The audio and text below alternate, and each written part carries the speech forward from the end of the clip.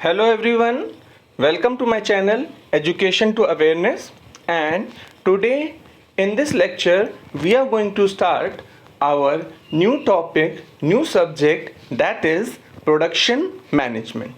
So first of all, for the diploma holders, we are going to see why you are required to study this subject, what you are going to study in this subject, what is the aim to teach you this subject so that it is useful for you in the future. तो हम लोग इस बार production management से आपका start कर रहे हैं। तो सबसे पहले हम जानना चाहेंगे कि हम ये सब्जेक्ट क्यों पढ़ रहे हैं। ठीक है, आपके लिए डिप्लोमा होल्डर्स के लिए ये सब्जेक्ट जो है आपका वो क्यों इम्पॉर्टेंट है, किस तरह से आपका इम्पॉर्टेंट है। ठीक है, और फ्यूचर में आपको किस तरह से इसका उपयोग करना है। ठीक है, तो सबसे पहले जैसा लिखा है आपका रैशनल जो है इसका आपका है, जो इसका एम आपका है, diploma holder is responsible for controlling production and quality of product on the shop floor as well as for the production planning and control.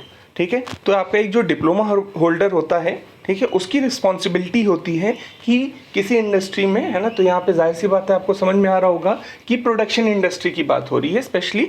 तो अगर प्रोडक्शन आपका हो रहा है तो पहली चीज़ तो आपका जो प्रोडक्शन हो रहा है, उत्पादन हो रहा है, ठीक है, उसको आपको नियंत्रित करना होता है। ठीक है, उसकी आपकी जो क्वालिटी है उसको नियंत्रित करना पड़ता है। फिर हम बात करते हैं कि जहाँ पे एक्चुअल प्रोडक्शन प्रोसेस आपका हो रहा होगा तो वो जो आपका उत्पादन की जो आपकी प्रक्रिया है वो किस प्रकार से होनी है, इसके लिए आपको उसको प्लान करना पड़ेगा। और फिर जब वो आपकी प्रक्रिया प्रोसेस में आएगी, ठीक है, तो आपको उसको कंट्रोल करना पड़ेगा। ठीक है, you have to plan and control the process of production in an industry. So this is one of the responsibilities if you join a production industry that you will have to take. ठीक है, तो ये आपकी एक responsibility में आता है। तो उसके लिए आपको अगर जिस सब्जेक्ट की नॉलेज होगी तभी आप इस रिस्पॉन्सिबिलिटी को, अपने दायित्व को सही तरह से निभा पाएंगे। ठीक है, आगे बात करते हैं। He is also required to supervise erection, installation, maintenance of equipments including material handling and undertake work study for better utilization of resources। ठीक है, इसके बाद हम बात करते हैं कि जब ये आपका एक प्रोडक्शन का क्या होता है, सेटअप होता है, तो सेटअप में भी उसको सुपरवाइज करने के लिए, ठीक है, तो ये जो सेटअप मेनली होता है वो तो भाई मशीन उठाना है, लाना है, ये सारे वर्क तो आपका लेबर करेंगे। ठीक है, फिर आपका जो मान लीजिए उसके पार्ट्स वगैरह ही भी जोड़ना है। ठीक है, तो उसके लिए आपका जो आपका होता है वो फोरमैन की रिक्वायर्ड होता है ना। यहाँ पे आपका ये जो डिप्लोमा होल्डर है वो रिक्वायर्ड होता है कि वो जो पार्ट्स हैं वो एग्जैक्टली किस तरह से एक दूसरे के साथ मैच करेंगे, आपका एक दूसरे के साथ किस तरह से वो आपका सेटअप में तैयार होंगे। ठीक है, तो इसके लिए वही चीज़ है कि जो आपका सेटअप आपको तैयार करना है तो उसका आपका जो इंस्टॉलेशन हुआ, इंस्टॉल करना। ठीक है, देन आफ्टर दैट कि एक बार जब वो आपका सेटअप रन करने लगेगा तो उसकी मेंटेनेंस, रख रखाव, देख रेख। ठीक है, इसके अलावा आपका जो मटेरियल हैंडलिंग है, यानी कि जो भी आपके पास रॉ मटेरियल आ रहा है और उसके बाद उस रॉ मटेरियल से जो आपका फिनिश प्रोडक्ट होगा, ठीक है, तो उस रॉ मटेरियल से जो आपका फिनिश प्रोडक्ट होगा उसको फिर आपको किस तरह से क्या करना है, यूटिलाइज करना है। उसके लिए, है ना, एक वर्क स्टडी आपका इसमें कंसेप्ट कहा जा रहा है कि आप देखिए किस तरह से वर्क हो रहा है। ठीक है, और क्या आपने अपनी क्लास में स्टडी किया था तो उसको आपका अप्लाई करके देखिए किस तरह से हम लोग एफिशिएंटली आपका इस वर्क को क्या कर पाते हैं, कंप्लीट कर पाते हैं, हमारे पास जो रिसोर्सेज हैं उनको बेटर यूटिलाइज करते हुए। ठीक है, for this purpose knowledge and skill about these topics needs to be imparted to them. ठीक है, तो अब जो इतनी चीज़ें मैंने एक्सप्लेन करी तो इसके लिए ये आपको नॉलेज ये सारी होनी चाहिए, तभी आप किसी प्रोडक्शन इंडस्ट्री में इस तरह से आपका वर्क कर पाएंगे। तो ये सारी नॉलेज आपको इस सब्जेक्ट में आपकी बताई जाएगी। ठीक है, the subject aims at development of competencies to prepare material, equipment schedule and production control schedules and maintain required quality levels. ठीक है, तो फर्दर देखिए जो अब सब्जेक्ट की एम की इन्होंने बात करी, इस सब्जेक्ट का आपका उद्देश्य क्या है कि आपके अंदर, ठीक है, कॉम्पिटेंसी, है ना, आपके अंदर जो आपकी योग्यता है उसको क्या किया जाए, डेवलप किया जाए, ठीक है, किस तरह से कि आपकी जब इसको इस सब्जेक्ट को अच्छे तरह से समझ पाएंगे तो किस तरह से आपका मटेरियल को प्रिपेयर करना है, ठीक है। क्योंकि कोई जो आपका मटेरियल होता है यानी कि हमारा रॉ मटेरियल जब वो प्रोडक्शन के लिए जाता है, ठीक है, तो उसको आपको एक क्या करना पड़ता है, प्रिपरेशन करना पड़ता है, ठीक है, कि उस मटेरियल को हम क्या करते हैं, प्रिपेयर करते हैं कि वो मशीन में जाने के लिए रिक्वायर्ड साइज़ पे है ना, रिक्वायर्ड फिनिशिंग वगैरह पे है या नहीं है। तो ठीक है, पहली चीज़ जो आपको करना होता है वो मटेरियल प्रिपरेशन आपका है। इक्विपमेंट शेड्यूल यानी कि वो जो इक्विपमेंट है वो कितनी देर के लिए आपका रन करना है, कब उसका स्टार्टिंग होगा, कब एंड होगा, वो इक्विपमेंट शेड्यूल आपको करना होगा बेस्ट अपने जो रिसोर्सेज हैं उनको यूटिलाइज करने के लिए। प्रोडक्शन कंट्रोल शेड्यूल, ठीक है, कि जो आपका पूरा एक प्रोडक्शन का प्रोसेस हो रहा है उसको आप किस तरह से आपका क्या करेंगे, कंट्रोल करेंगे। And the most important, maintain required quality level, ठीक है, क्योंकि अल्टीमेटली जो आप प्रोडक्ट बना रहे हैं, ठीक है, तो अगर आपने जस्ट किसी तरह प्रोडक्ट को बना दिया है और वो रिक्वायर्ड क्वालिटी लेवल्स पे नहीं है तो आपकी सारी मेहनत कंपनी के लिए वो जो सारे रिसोर्सेज आपके बेकार हो जाएंगे। तो ये चीज़ आपको सबसे ज़्यादा इंश्योर करनी है, सबसे ज़्यादा ध्यान रखनी है कि जो फाइनली आपका फिनिश प्रोडक्ट बन रहा है वो जो आपका कह सकते हैं जो आपका कस्टमर हो, जो आपकी कंपनी के स्टैंडर्ड्स हो, उन स्टैंडर्ड्स पे वो आपका पूरी तरह से खरा उतर रहा है या फिर नहीं उतर रहा है।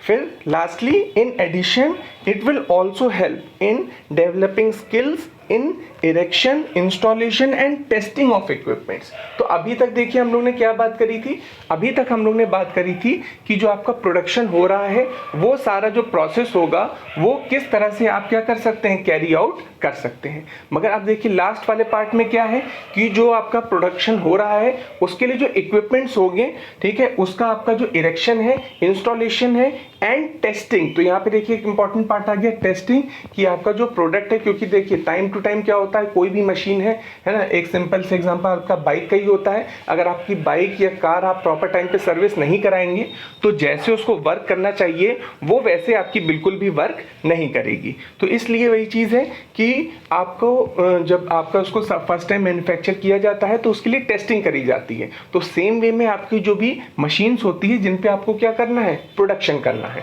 उन मशीन्स की भी आपकी क्या करी जाती है, टेस्टिंग करी जाती है, ताकि वो प्रॉपर वे में आपका जब उनको इंस्टॉल कर दिया जाए, रन कर पाए तो ठीक है। तो इसलिए तो वो प्रॉपर वे में रन कर पाए तो इसके लिए ज़रूरी है कि हमें उनकी क्या करनी होती है, टेस्टिंग करनी होती है। तो जो आपकी ये डिप्लोमा होल्डर्स हैं आपका है ना, अगर आपने प्रोडक्शन की बात करें यानी है ना, या फिर आपका ऑटोमोबाइल के लिए बात करें या आपका मेंटेनेंस के लिए बात करें तो अलग अलग वे में आपका ये यूज़ होता है, ठीक है। तो प्रोडक्शन में आपका जैसे प्रोडक्शन इंडस्ट्रीज हो गई, उसका एक स्पेसिफिक पार्ट आपका क्या आ जाता है, ऑटोमोबाइल आ जाता है, ठीक है। ऑटोमोबाइल इंडस्ट्रीज यहाँ पे आपके ऑटोमोबाइल पार्ट्स मैन्युफैक्चर होते हैं, और लास्ट में आपका मेंटेनेंस पार्ट, कि कोई भी चीज़ है तो उसको हमें मेंटेन तो आपका करना ही करना है, ठीक है।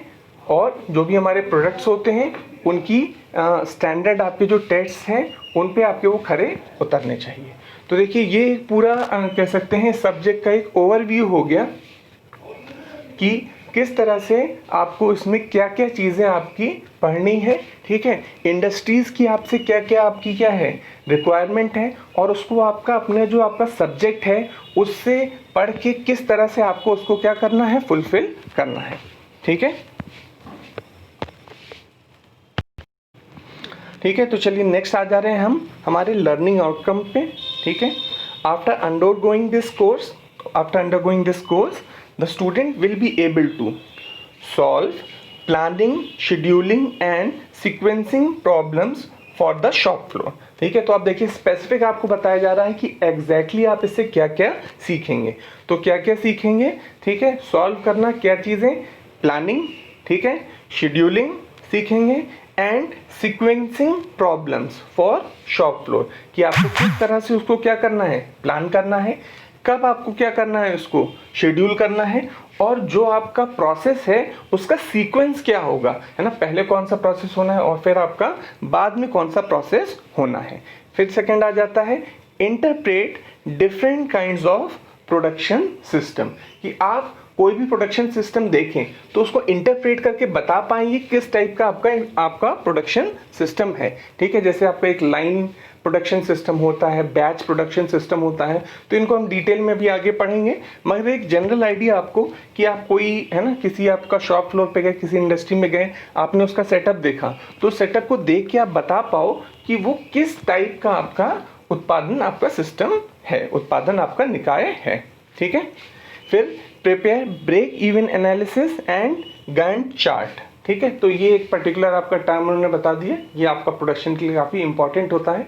ब्रेक इवन एनालिसिस हुई और आपका गैंट चार्ट हुआ। ठीक है, तो इसको हमें किस तरह से बनाना है, ठीक है, तो ये हम लोग इसमें देखेंगे। ठीक है, तो ये इसको डिटेल में हम लोग आगे जब हम लोग सब्जेक्ट पढ़ेंगे तो डिटेल में हम लोग डिस्कस करेंगे। Explain the importance of inspection, है ना, इंस्पेक्शन की आपकी महत्व कि इंस्पेक्शन आपका कितना इम्पॉर्टेंट है आपकी मशीन्स के लिए, आपके रॉ मटेरियल के लिए, आपका फिनिश्ड प्रोडक्ट के लिए। तो हर जगह इंस्पेक्शन आपका बहुत इम्पॉर्टेंट है। और जब आप इस सब्जेक्ट को अच्छी तरह से पढ़ेंगे तो ये इंस्पेक्शन आपको कैसे करना है ये आपका सीख पाएंगे। Apply different techniques to improve quality of product and process. तो अलग अलग तकनीक का प्रयोग करके, है ना, अलग अलग तकनीक, क्योंकि आपको पता है टेक्नोलॉजीज आपकी कई सारी हैं। ठीक है, तो अब उसमें से आपको चूज करना पड़ेगा, आपको सारी टेक्नोलॉजीज पढ़ाई जाएगी। ठीक है, तो अब उसमें से आपको चूज करना होगा कि जो तकनीक है उसमें से कौन सी आपके लिए क्या है इम्पॉर्टेंट है, आपकी जो क्वालिटी है उसको आपका सुधारने के लिए, है ना, आपके जो प्रोडक्ट्स हैं उसको सुधारने के लिए, और आपकी जो प्रक्रिया है उसको आपका सुधारने के लिए। Carry out estimating and costing of production cost. ठीक है, तो अब देखिए ये वाला पार्ट थोड़ा सा मैनेजमेंट वाला आपका आ जाता है। ठीक है, तो इसीलिए सब्जेक्ट का नाम आपका क्या है, प्रोडक्शन मैनेजमेंट है। तो केवल आपको प्रोडक्शन नहीं देखना है, उसका आपका मैनेजमेंट भी देखना है। और इस मैनेजमेंट वाले एस्पेक्ट में उसकी आपकी जो लागत है ना, उत्पादन की आपकी लागत, उसको आपका निकालना, ठीक है, वो भी आपका शामिल हो जाता है। ठीक है, तो आपको जो आपकी पूरी उत्पादन की लागत है उसको भी आपको क्या करना है, कैलकुलेट करके आपका बताना होता है कि कितनी आपका एक प्रोडक्ट अगर मैन्युफैक्चर करना है, आपको उत्पादन करना है, तो उसकी उत्पादन लागत कितनी आपकी आएगी। ठीक है। Explain the objective, importance and types of maintenance. ठीक है, तो अब देखिए ये पूरा एक वो मेंटेनेंस वाला पार्ट आ गया, है ना। इससे पहले ज़्यादा पार्ट जो हम लोग पढ़ रहे थे वो प्रोडक्शन के लिए था, ऑटोमोबाइल के लिए था। अब देखिए यहाँ से ये मेंटेनेंस वाला पार्ट आ गया। आपका उद्देश्य क्या है, ठीक है, महत्व क्या है, और जो आपकी मेंटेनेंस है ना, रख रखाव है, ठीक है, उसके लिए, ठीक है, आपका उद्देश्य और महत्व किसी भी चीज़ को रख रखाव के लिए क्या है, ये आपको यहाँ इससे आपका क्लियर हो जाएगा। And last but not the least, ठीक है, जो आपका पॉइंट आ जा रहा है, explain the salient features of labour legislation acts. ठीक है, तो ये भी देखिए अब एक इंपॉर्टेंट पार्ट आपको और आ गया। देखिए मतलब, है ना, एज आपको कंप्लीट इंजीनियर यहाँ पे सब्जेक्ट के लिए ट्रेन किया जाता है।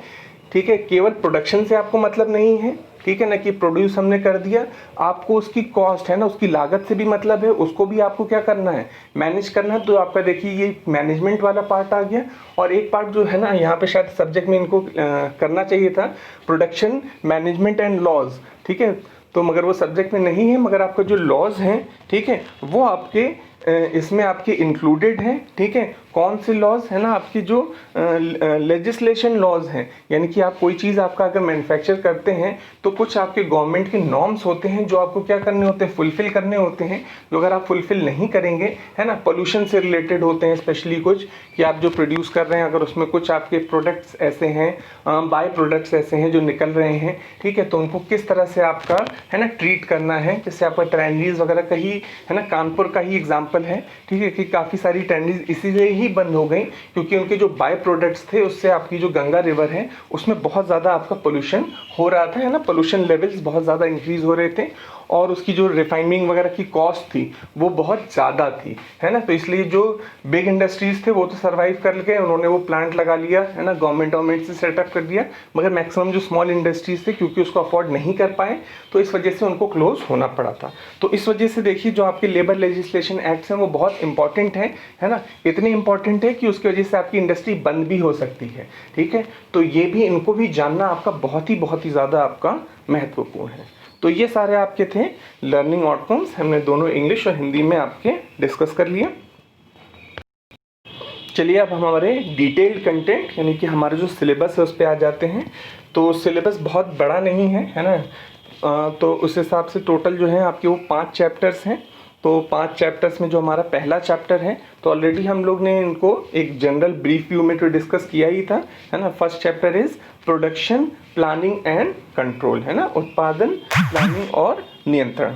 ठीक है, तो अब जब हम ये चैप्टर्स पढ़ेंगे तो जाहिर सी बात है इनको हम डिटेल में करेंगे। अभी हम बस एक रफ आइडिया ले रहे हैं कि इसमें कौन कौन से आपके टॉपिक हैं। तो इंट्रोडक्शन आपका हो गया, ठीक है। ऑब्जेक्टिव एंड फैक्टर्स इफेक्टिंग आपकी प्रोडक्शन प्लानिंग एंड कंट्रोल कि आपका क्या उद्देश्य है और कौन से उसके आपके जो पैरामीटर हैं, मापदंड है जिससे वो आपका इफेक्टेड होता है। फंक्शंस ऑफ पीपीसी, ठीक है, क्या क्या फंक्शन है, तो प्लानिंग है, राउटिंग है, loading, scheduling, dispatching, progression and inspection, सब हम लोग आगे डिटेल में एक एक टर्म्स पढ़ेंगे।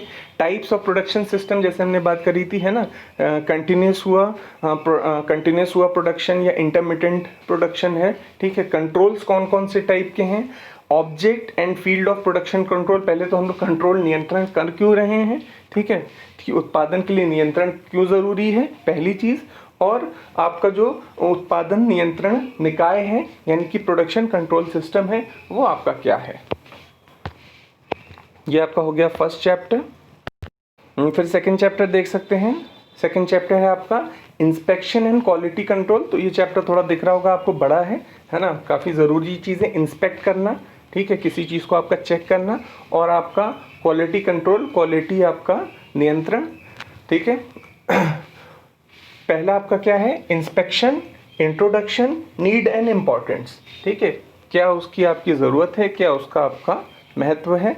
टाइप्स ऑफ इंस्पेक्शन, ठीक है, तो आपके जो इंस्पेक्शन के प्रकार, role of operator and inspector in inspection. तो आपका देखिए दो यहाँ पे टर्म डिफाइन कर दिए जो हम लोग आगे डिस्कस करेंगे।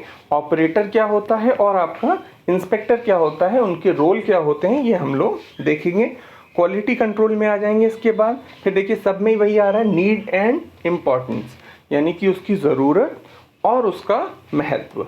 फैक्टर्स इफेक्टिंग प्रोडक्ट क्वालिटी, यानी कि कौन कौन से मापदंड हैं जो हमारी जो आपका उत्पाद की जो आपकी क्वालिटी है उसको आपका इफेक्ट करेंगे। क्वालिटी अश्योरेंस, है ना, ये बहुत ज़रूरी होता है कि आप कितना क्वालिटी अश्योरेंस प्रोवाइड कर पाते हैं। जितना आप क्वालिटी अश्योरेंस प्रोवाइड कर पाएंगे उतनी ही ज़्यादा आपकी ब्रांड वैल्यू होगी, ठीक है। स्टैटिस्टिकल क्वालिटी कंट्रोल, है ना, तो यहाँ पे फिर वही बात आ गई, स्टैटिस्टिकल से समझ में आ रहा होगा, यहाँ पे हम लोग कुछ मैथमेटिकल टूल्स यूज़ करेंगे जिसकी हेल्प से हम हमारी जो क्वालिटी है वो आपका कंट्रोल करेंगे, ठीक है। तो ये देखिए किस तरह के आपके टूल्स हैं। एक्सेप्टेंस सैम्पलिंग, है ना, sampling plan, single and double sampling plan, ठीक है। Operating characteristics curve, control chart, introduction, advantages, types of control, XRPNC charts. तो ये आपके मैथमेटिकल टर्म्स हैं, जाहिर सी बात है अभी, है ना, कुछ भी आपको समझ में नहीं आ रहे होंगे। तो ये जब हम चैप्टर्स में इनको डिस्कस करेंगे तब इनको हम लोग ओपन करके, है ना, पता करेंगे, ठीक है। फिर आपके कुछ स्टैंडर्ड्स होते हैं, जैसे आपको ये तो पता ही होंगे, कंसेप्ट ऑफ ISO 9000, ISO 14000, ये आपने कई बार जो आपके प्रोडक्ट्स होते हैं उस पर लिखा होता है, जनरली हो सकता है अगर थोड़ा सा भी ध्यान दिया हो तो उसको ऑब्जर्व किया होगा। And TQM total quality management, ठीक है। QC टूल्स, है ना, क्वालिटी कंट्रोल के आपके टूल, 6 सिग्मा अप्रोच, है ना, तो अब इसमें कई सारे आपके जो साइंटिस्ट हैं, रिसर्चर्स हैं, उनके द्वारा आपके कुछ मेथड्स दिए गए हैं, जिसमें से आपका एक है 6 सिग्मा अप्रोच। इसको हम लोग डिटेल में चैप्टर 2 में पढ़ेंगे। चैप्टर 3 देखिए, अब आपका ये मैनेजमेंट वाला पार्ट आ गया, कॉस्ट एस्टिमेशन, है ना, ऐसा नहीं बस भाई प्रोड्यूस करना है, ठीक है, या इसके लिए अलग से, है ना, कोई MBA चाहिए, ठीक है, आपको ही समझना पड़ेगा कि किस तरह से आपका जो प्रोडक्ट है उसका कॉस्ट एस्टिमेशन होगा, ठीक है। Define and function of cost estimation, यानी कि आपकी जो लागत है उसकी जो आपको मूलना करनी है लागत की, उसकी आपकी डेफिनेशन और उसका आपका काम यानी कि फंक्शन, ठीक है। एस्टिमेशन प्रोसीजर की किस तरह से हम जो एस्टिमेशन होता है वो आपका करते हैं, ठीक है। Elements of cost, ladder of cost, simple numerical, तो ये कुछ आपका एक ये मैथमेटिकल पार्ट जिस पे कुछ आपके न्यूमेरिकल वगैरह हम देखेंगे।